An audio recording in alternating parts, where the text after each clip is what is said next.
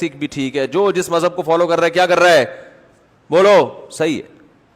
ایک سکھ خاتون کا فون آیا, اس کی بہن مسلمان ہو گئی تھی یو کے میں, تو انہوں نے 4-5 سال پرانی بات ہے, انہوں نے مجھے بتایا کہ میری سسٹر مسلمان ہو گئی ہیں, سکھ مذہب سے اسلام قبول کر لیا انہوں نے, اور جو ہے تو میں نے کہا آپ لوگوں کو یہ اعتراض تو نہیں ہوا؟ کچھ مسئلہ پوچھ رہی تھی, سکھ خاتون تھی لیکن مسئلہ مجھ سے پوچھ رہی تھی. کہنے لگی کہ میں بھی اسلام کو کافی چیزوں میں فالو کرتی ہوں اور اسلام بہت اچھا مذہب ہے, اگرچہ میں مسلم نہیں ہوں لیکن مجھے اسلام اچھا لگتا ہے, اور مجھے اپنی بہن کے مسلمان ہونے پر کوئی اعتراض, بولو بھائی, نہیں. میں نے ان سے کہا, میں نے کہا دیکھیں اسلام کا اچھا لگنا کامیاب ہونے کے لیے کافی, بولو نہیں ہے.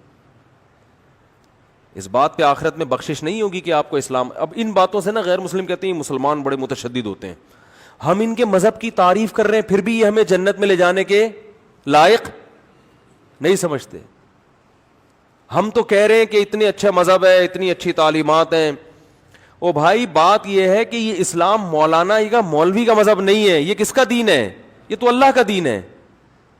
اللہ نے دو ٹوک الفاظ میں بیان کر دیا ہے کہ اسلام کو اچھا سمجھنا کافی نہیں ہے, تمہیں اسلام میں مکمل داخل ہونا پڑے گا. جب اچھا ہے تو مانتے کیوں نہیں ہو, قبول کیوں نہیں کرتے ہو؟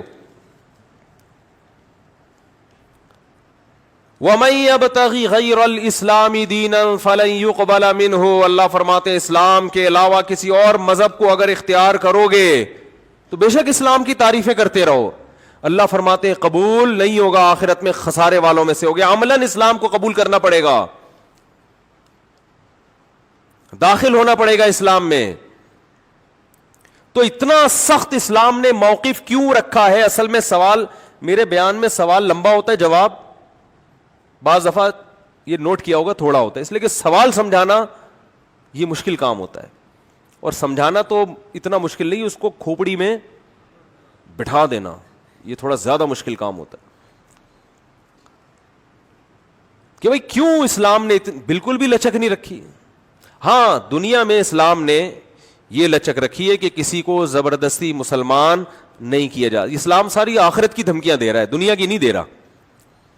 کہ جو اسلام قبول نہیں کرے گا, ایسا نہیں ہے قرآن میں کہ جو اسلام قبول نہیں کرے گا اس کی گردن اڑا دیں گے ہم, ایسا نہیں ہے. جو اسلام قبول نہیں کرے گا اس سے مسلمان تجارت بند کر دیں گے, ایسا بھی بولو کچھ نہیں ہے. جو اسلام قبول نہیں کرتا اس سے اچھا سلوک کرنے کی تمہیں اجازت نہیں ہے, ایسا بھی قرآن میں کہیں نہیں ہے. نبی صلی اللہ علیہ وسلم نے یہودیوں کو ہدیے بھیجے ہیں, اور جو یہودی رشتہ دار تھے آپ صلی اللہ علیہ وسلم کی زوجہ سے, ان کو آپ نے ان سے صلہ رحمی کا حکم دیا کہ بھئی یہودی ہیں مگر رشتہ دار ہیں, بلڈ ریلیشن ہے. قرآن نے کہا والدین اگر کافر ہوں, پکے مشرک ہوں, تمہیں زبردستی شرک پر مجبور کرتے ہوں, پھر بھی دنیا میں تم نے ان سے اچھا سلوک کرنا ہے. غیر مسلم بھی ہوں, چونکہ والدین ہیں, پیرنٹس ہیں, احسان ہے, سلوک اچھا کرنا ہے ان سے. بات آ رہی ہے سمجھ میں کہ نہیں آ رہی ہے؟ لیکن آخرت کے بارے میں قرآن نے صاف کہہ دیا کہ آخرت میں ان کا کوئی حصہ نہیں ہے. یہاں تک بتا دیا اعمالهم کرماد اشتدت به الريح في يوم عاصف, فرمایا ان کے اچھے اعمال کی مثال راکھ کے اس ڈھیر کی طرح ہے. ہوا کا ایک جھونکا پورے ڈھیر کو سیکنڈوں میں اڑا کے ختم کر دیتا ہے. جب ہم کاغذ یا لکڑی جلاتے ہیں, جلا جلا کے وہ کیا بن جاتی ہے؟ راکھ. بہت ہلکی ہوتی ہے وہ, پھونک مارو اڑ جائے گی. اب کہیں راکھ کا ڈھیر لگا ہوا ہے, دیکھنے میں تو بہت بڑا ہے لیکن پھونک مارنے کی دیر ہے. تو اللہ فرماتے ہیں جو اسلام کو فالو, اس کو مائک کو کیا ہو گیا دوبارہ, جو اسلام کو فالو نہیں کرتے ان کے عمل دیکھنے میں بہت اچھے. تبھی تو لوگ پتہ ہے کیوں کہتے ہیں, لوگ کہتے ہیں اتنے اچھے اعمال تو کر رہے ہیں, اتنے ٹرسٹ بنا دیے انہوں نے, اتنی تھینک یو. ایکچولی اس طرح کی باتیں ہوتی ہیں نا, ہمارے یہاں بات گالی سے شروع ہوگی, درمیان میں پیار سے گالی, آخرت میں پھر غصے میں گالی. جو ماحول چل رہا ہے ادھر تھینک یو سے بات شروع ہو رہی ہے اور تھینک یو پہ ختم. ہمارے ہاں اونٹنی کا دودھ سر پہ کھڑے ہو کے بھی آپ کو خالص نہیں مل رہا. مجھے تو اونٹنی پہ شبہ ہو گیا تھا کہ یہ زیبرا تو نہیں ہے کہیں, اس کو کلر کر کے اونٹنی بنایا, وہ اتنے کرپشن ہے. اسلام کے علاوہ اسلام کسی اور کو ماننے کے لیے تیار نہیں ہے, اور کہہ رہے ان کے اعمال کی مثال ہے راکھ کا ڈھیر. کیوں اتنا بڑا دعویٰ کر رہا ہے؟ سوال میں یہ سارا ٹائم لگ گیا. بھائی اصل میں بڑا دعویٰ جب کیا جاتا ہے جب اس کی دلیل اتنی مضبوط ہو کہ اس دلیل میں 2 اور 2 4 کی طرح جواب آتا ہو اس کا. ورنہ اتنے بڑے بڑے دعوے کر کے انسان انجینئر کی طرح کیا ہو جاتا ہے, پھنس جاتا ہے. بات آ رہی ہے سمجھ میں؟ ورنہ کیا ہو جاتا ہے انسان, کنی کترانے لگتا ہے. تو اسلام نے جو اتنا بڑا دعویٰ کیا نا, اس دعوے کے برحق ہونے کی اسلام کے پاس بولو دلیل ہے. وہ دلیل کیا ہے؟ کہ اسلام کہتا ہے کہ جو لا, جو قوانین اللہ نے بتائے ہیں جن کو فالو کیے بغیر نجات ممکن نہیں ہے, ان قوانین کی ٹکر میں دوسرا کوئی قانون لے کر آؤ. تم کوئی ضابطۂ حیات لے کر آؤ جو اس کے مقابلے میں ٹھہر سکے. کسی کے پاس بولو ہے ہی نہیں, کسی بھی معاملے میں نہیں ہے. تو میں نے جو آیت پڑھی تھی نا, اس میں 2 چیزوں کو صرف فوکس کیا تھا. دیکھیں, عبادت دنیا کے ہر مذہب میں ہوتی ہے اور کسی کو کسی کی عبادت پہ کوئی اعتراض نہیں ہوتا. ہندو مندر میں جاتے ہیں, مسلمانوں کا اعتراض ہوتا ہے؟ بولو نا.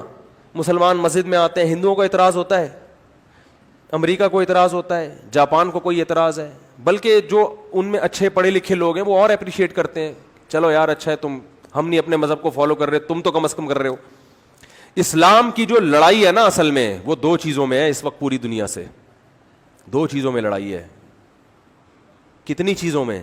جس میں اسلام اور دنیا کے دیگر تمام مذاہب اور تمام قومیں آ کے ایک میدان میں آمنے سامنے کھڑی ہو گئی ہیں. 2 چیزوں میں. جن چیزوں کا آخرت سے تعلق ہے اس میں کوئی آپ سے لڑنے کے لیے تیار نہیں ہے. وہ کہتے ہیں بھائی جس کا آخرت پہ یقین ہوگا تو کر لے, نہیں ہے تو نہیں کرے. لیکن 2 چیزیں ایسی ہیں جن 2 چیزوں کا تعلق آخرت سے نہیں ہے بلکہ اس کا رزلٹ فوراً دنیا میں نظر آتا ہے. ایک اسلام میں جو حیا, پردہ, مرد اور عورت کا اختلاط, اس کی اسلام اجازت نہیں دیتا. یہ پوری دنیا اس میں اسلام کے مقابلے میں آ کے کھڑی ہو گئی ہے. دوسرا, اسلام کا جو معیشت کا نظام ہے, سمجھ میں آ رہی ہے بات؟ کیپٹلزم ایک الگ سسٹم ہے, سرمایہ دارہ نظام ایک الگ سسٹم. اسلام نے جو معیشت کے جو اصول بیان کیے ہیں نا, معیشت کے اصول, کہ پیسہ ڈیوائڈ جو پبلک میں ہوگا کن اصولوں کی بیس پہ ہوگا, یہ ایک ایسا نظام ہے جو دنیا کی آنکھوں میں آنکھیں ڈال کے بات کر رہا ہے. بہت مشکل ہے. وقت پورا ہو گیا تو اب اور مشکل ہو گیا بات سمجھانا, تو میں پھر سمجھاؤں گا انشاءاللہ 2 منٹ میں اپنی بات مکمل کر کے پھر میں یا تو جمعے کے بعد تھوڑی دیر بیٹھیں ورنہ پھر اگلے ہفتے. 2 چیزیں ایسی ہیں جس میں اسلام اس وقت پوری دنیا کی آنکھوں میں آنکھیں ڈال کے بولو نا بات کر رہا ہے, اور پوری دنیا کو اسلام ان 2 چیزوں کی وجہ سے ہی کھٹک رہا ہے. باقی کسی چیز میں ان کو نہ کوئی داڑھی پہ اعتراض ہے میرے بھائی, سمجھ رہے ہو؟ ان کو نہ نماز پہ اعتراض ہے. وہ کوئی دفتر میں آپ کو نماز سے ایک وقتی طور پہ منع کر دے کہ اس کا کاروبار کا نقصان, اور وہ تو ایک نجی معاملہ ہے نا. جو بڑی سطح پہ 2 چیزیں ہیں جس میں اسلام کیا کر رہا ہے, دنیا کی تہذیبوں سے ٹکرا رہا ہے. نمبر 1, اسلام سودی نظام کو کسی قیمت پہ برداشت نہیں کرتا, جبکہ دنیا کے جن کے ہاتھ میں دنیا کی تقدیریں ہیں, دنیا کی لگام ہے, ان میں 99.9% لوگ سود خور ہیں. ساری دولت بینکوں کے ذریعے کس کے پاس جا رہی ہے؟ چند مخصوص ہاتھوں میں جا رہی ہے کہ نہیں جا رہی ہے؟ جن کا اپنا ایک دھیلا بھی خرچ نہیں ہوا. یعنی یہ پیسے کی غیر منصفانہ تقسیم ہے, یہ نیچرل تقسیم. بولو, دیکھو پہلے کیا ہوتا تھا, یہ بہت کروڑ پتی ہے, کیوں ہے؟ اس کے باپ دادا سے چلا آ رہا ہے پیسہ. دادا نے محنت کی تو پھر بیٹے کو ایک سطح تک پہنچایا, پھر بیٹے نے آگے مزید, تو جدی پشتی. سائیکل چلا رہا تھا, ایک دم کیا ہو گیا. مجھے ایک بات بتاؤ, جو بڑے بڑے اسٹور وجود میں آ رہے ہیں, بن رہے ہیں, اور بڑے بڑے جو پروجیکٹ چل رہے ہیں ہاؤسنگ اسکیموں کے, ان میں بہت سے ایسے ہیں جن کے پاس پان کھانے کے پیسے نہیں ہوتے تھے. غیر شرعی طریقے سے انہوں نے لوگوں سے پیسہ کلیکٹ کیا, فائلیں بکنا شروع ہو رہی ہیں, پیچھے پلاٹ بولو نا نہیں ہے. اسلام اس کی اجازت دیتا ہے؟ ابھی فائل آپ کے پاس آئی ہے 20,000 کی, پیچھے کوئی پلاٹ نہیں ہے, 30 میں بیچ دی, یہ خالص سود ہے. کیونکہ اسلام کہہ رہے یہ فائل نہیں بک رہی, یہ 20,000 کے بدلے میں 30,000 بک رہے ہیں. بہت مشکل ہے, بہت مشکل. دنیا میں یہ لیگل ہے, اسلام میں کیا ہے؟ اللیگل. یہ تو میں نے ایک مثال دی ہے, ابھی بہت ساری مثالیں دوں گا میں. جو بیان کب ختم ہوئی ہے دیکھ رہے ہیں بہت غصے سے, ابھی بس ختم کر رہا ہوں. یہ ایک ایگزامپل دی ہے, ایسے بہت ساری آگے تو اس پہ بیان کروں گا, بہت کچھ سامنے آئے گا انشاءاللہ. اور میں ابھی بزنس پہ, تجارت پہ ایک ورک شاپ بھی کرانے والا ہوں مسجد میں ہی. تاجروں کو بلاؤں گا, تاجروں کو بتاؤں گا انسان کے بچے بن جاؤ معذرت کے ساتھ, چھوڑ دو یہ حرام کاریاں, اور شریعت کے مطابق تجارت کرو گے نا, اس میں تمہیں برکت زیادہ ملے گی. کیونکہ حرام طریقے سے جب پیسہ آتا ہے نا تو جیسے آتا ہے غائب بھی ویسے ہی ہوتا ہے, یہ نیچرل تھوڑی ہے. تو خیر برکت ختم ہوتی ہے. تو اسلام کا ایک دیکھو, فقہا نے جو آدھا فقہ ہے نا, آدھا وہ خرید و فروخت کے حکام پر ہے. ہمارے ہاں دینی مدرسوں میں ہدایہ پڑھائی جاتی ہے, ہدایہ اول, دویم, ثالث, رابع. ہدایہ اول میں یعنی یہ پورا اسلامی فقہ 4 حصوں میں فقہا نے برابر برابر 4 حصوں میں ڈیوائڈ کر دیا. آدھا حصے میں ہوتا ہے وضو اور عبادات کے حکام, آدھے میں ہوتی ہے جو ہے نا, آدھے حصے میں نکاح اور طلاق کے حکام ہوتے ہیں. باقی 2 حصوں میں خرید و فروخت کے حکام فقہا بیان کرتے ہیں, معیشت سے متعلق احکام. یعنی اسلامی فقہ میں خرید و فروخت کے احکام اتنی ڈیٹیل میں بیان کیے گئے ہیں کہ اتنی تفصیل میں عبادت اور نکاح طلاق کے حکام کا بیان نہیں ملے گا آپ کو. اور مسلمان نے اس شعبے کو بالکل نظر انداز کر دیا ہے, جس کا نتیجہ یہ نکل رہا ہے. مجھے لوگ کہتے ہیں بڑے بڑے اسٹوروں سے آپ شاپنگ کیوں نہیں کرتے. میں کہتا ہوں یہ جو بیچارہ غریب آدمی محلے میں پرچون کی دکان کھول کے بیٹھا ہوا ہے, جدی پشتی یہ کام کرتا آ رہا ہے, یہ وہاں تک نہیں پہنچا. اور زیادہ تر بڑے بڑے, سب کی بات نہیں کر رہا, زیادہ تر بڑے بڑے اسٹور, ان کی آپ ماضی اٹھا کے دیں گے, پان کھانے کے پیسے نہیں تھے, بینکوں سے سود پہ قرضہ لیا, اربوں روپے کا قرضہ لے کے اربوں روپے چھاپنا شروع کر دیے. نہیں آ رہی بات. دیکھو میں ایسے مالداروں کو جانتا ہوں, وہ کیا تھا, کچھ بھی نہیں تھا, انہوں نے اسکریپ کا کام شروع کیا, کچرا اٹھانا شروع کیا. ٹھیک ہے نا, یہ محنت ہو رہی ہے. کچرا اٹھانا شروع کیا, کچرا اٹھا کے بیچنا شروع کیا. اس کچرے پہ محنت کرتے کرتے ان کو تانبے کا, پیتل کا, گولڈ کا, سلور کا فرق اپنی ایبلٹی کی بیس پہ پتا چلنا شروع ہو گیا. حالانکہ انہوں نے اسکول میں ایک دن بھی نہیں پڑھا, ان کو گولڈ کی ڈیفینیشن نہیں پتا, فارمولا نہیں پتا کیا ہے. پھر وہ محنت کرتے کرتے کرتے 15-20 سالوں میں جا کے اسکریپ کا اور کروڑوں روپے کا ان کا بزنس ہے. یہ نیچرل ہے. یہ کیا ہے میرے بھائی بولو, یہ نیچرل ہے. آگے ان کے مرنے کے بعد ان کے بچوں کے پاس آنا, یہ بھی کیا ہے, نیچرل. باپ کی محنت کا فائدہ کون اٹھا رہا ہے, بیٹا. لیکن یہ آدمی اگر یہ نہ کرتا, یہ بینک کے پاس جاتا کہ مجھے 1 کروڑ روپے چاہیے, کنٹینر آیا ہوا ہے, اس کو خرید کے آگے مارکیٹ میں بیچنا ہے میں نے.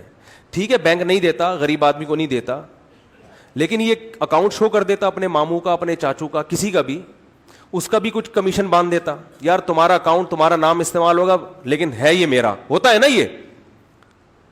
تو یہ میرا خیال ہے 1 ہفتے میں جتنا پیسہ آج اس کے پاس ہے 1 ہفتے میں آ جاتا ہے کہ نہیں آ جاتا؟ بولتے کیوں نہیں آ جاتا. اور ایک دفعہ جب بینک کو اعتماد ہوتا ہے کہ یہ قرضہ اس نے لوٹا دیا ہے, اب اس کی لاٹری, پھر یہ ملک کا صدر بنتا. ہمارے ہاں اکثر جو بنے ہیں نا وہ اسی پروسیس سے, بولو نا, گزر کے بنے. سب نہیں, یہ سب میں نہیں اس لیے کہتا کسی کا فون آ جائے آپ نے مجھے چور کہا تو آپ کے علاوہ بھائی میں نے سب کو تھوڑی کہا ہے, کچھ لوگ میں نے مستثنا رکھے ہیں. وہ ہیں کون مجھے خود بھی سمجھ میں نہیں آ رہا, لیکن وہ کسی وقت تنہائی میں بیٹھ کے 3-4 گھنٹے غور کریں گے, شاید کوئی 2-3 نام اللہ تعالیٰ ذہن میں ڈال دے. فی الحال تو نہیں آ رہے, لیکن کیا ضرورت ہے. دوسری چیز ہے بے حیائی. بے حیائی آپ کے فیملی سسٹم کو کیا کرتی ہے, تباہ. جب بیوی اور سالی پردہ، بیوی بھی ویسے ہی بیٹھے گی جیسے سالیاں بیٹھتی ہیں آپ کے سامنے، تو مزہ تو بہت آئے گا، لیکن آہستہ آہستہ آپ کا خاندانی نظام کیا ہو جائے گا؟ بولو، برباد. جو کہ ہو رہا ہے مکس گیدرنگ شادیوں میں. اسلام اس کو نہیں مانتا. ٹیلی ویژن میں اینکرز آ کے بیٹھ رہی ہیں، فری ہو رہی ہیں آدمیوں سے، مردوں سے، ہا ہا ہو ہی. اب تو دینی پروگرام بھی وہی پیش کر رہی ہیں. کچھ دن پہلے ہو سکتا ہے یہاں کوئی ملک کی مشہور ایکٹریسز بیٹھی ہوئی ہوں جو فلموں میں بہت زبردست اپنی پرفارمنس دکھایا کرتی تھی. آج جی ان محترمہ کا بیان ہے جو اسلام کے بارے میں زبردست. پھر لوگ کہتے ہیں اسلام پر کسی کا قبضہ نہیں ہے. بھائی ٹھیک ہے، قبضہ نہیں ہے، اسلام کی بات کوئی بھی کر سکتا ہے، لیکن کچھ لباس تو کم از کم اسکارف تو لے لے نا، کم از کم اسکارف تو لے لے بھائی. اسلام کی بات پر مجھے تو زیادہ اچھا لگتا ہے، بلکہ لبرل عورتیں جب اسلام کی بات کر رہی ہوتی ہیں مجھے اچھا اس لیے لگتا ہے کہ چلو یار کچھ تو اسلام کے بارے میں ان کے منہ سے نکلا نا، خوشی ہوتی ہے. لیکن آپ کی ڈریسنگ ایسی ہو کہ لوگ کہیں یار یہ اسلام میں جو ڈریس کا سسٹم ہے نا یہ ایسا ہی ہے. بچیوں کے لباس دیکھو آپ، اگر آپ شلوار قمیص بچیوں کے لیے خریدنے جاؤ، دوپٹہ خریدنے جاؤ 10-11 سال کی بچی کے لیے، آپ کو مارکیٹ میں نہیں ملے گا. لباس گیا، ختم، برباد ہو گیا. اور ان دو چیزوں پہ محنت ہو رہی ہے دبا کے. ایک، معاشی نظام اسلامی نہیں آنا چاہیے، اس پہ غیر محنت کر رہے ہیں. دوسرا، حیا کو پروموٹ نہیں ہونا چاہیے. سمجھ رہے ہو؟ اور یہ جو میرے خلاف بہت سارے کلپ آئے ہیں نا، ابھی بہت سارے آ رہے ہیں، الٹے 4-4 سال کی بچیوں سے شادی کی ترغیب دے رہا ہے. سب کو پتا ہے کوئی دنیا میں پاگل کسی کو ممبر پہ بیٹھ کے 4 سال کی بچی سے شادی کی ترغیب نہیں دے سکتا. یہ اتنے گھننے نہیں ہیں. یہ اس لیے کر رہے ہیں کہ اس سے پہلے میں نے 3 بیوہ عورتوں سے نکاح کی ترغیب دی ہے. وہ ٹھڑک 3 بیوہ عورتوں سے نکاح کی جو ہے نا، اس کے خلاف کی جو ٹھڑک ہے وہ نکالی انہوں نے اس مذاق پہ ہے. سمجھ رہے ہو؟ کوئی صحافی جو حیا کی بات کرے گا اس کو یہ پنپنے نہیں دیں گے. کوئی صحافی جو سود کے خلاف بات کرے گا اس کو یہ پنپنے نہیں دیں گے. کیونکہ یہ دو چیزیں حقیقت میں عورت کو، ایک چیز عورت کو تحفظ دیتی ہے، پردہ، اس سے عورت کے حقوق کا تحفظ ہوتا ہے، عورت محفوظ ہو جاتی ہے. کیونکہ مرد کے لیے عورت تک پہنچنے کا نکاح کے علاوہ کوئی راستہ باقی نہیں رہتا. اور نکاح کا مطلب کیا ہے؟ اپنے آپ کو ساری زندگی کی مرد نے ٹینشن میں ڈال دیا. تو مرد ٹینشن اٹھا کے عورت کو حاصل کرتا ہے. جب بے پردگی والا ماحول ہوگا تو عورت ایک ایسا انسٹرومنٹ بن جائے گی انٹرٹینمنٹ کا، سستا ترین اور مزیدار ترین. بات آ رہی ہے سمجھ میں؟ سب سے مزیدار اور سب سے زیادہ سستا. تو وہ ویلیو کیا ہو جائے گی عورت کی؟ ختم، جو کہ ہو گئی ہے. تو یہ ایسا جس میں عورت کا، اس ایک سسٹم میں عورت کے حق کا تحفظ ہے جس میں اسلام حیا کو پروموٹ کر رہا ہے. اس میں عورت کا کیا ہے؟ تحفظ ہے. مرد کے لیے عورت سے دل بہلانا آسان نہیں رہے گا. دوسرے میں کیا ہے؟ غریبوں کا تحفظ ہے. اور اس میں رکاوٹ جو معاشی نظام ہے اس میں غریبوں کا تحفظ ہے. اس میں مالدار آپ کی راہ میں روڑے اٹکائے گا.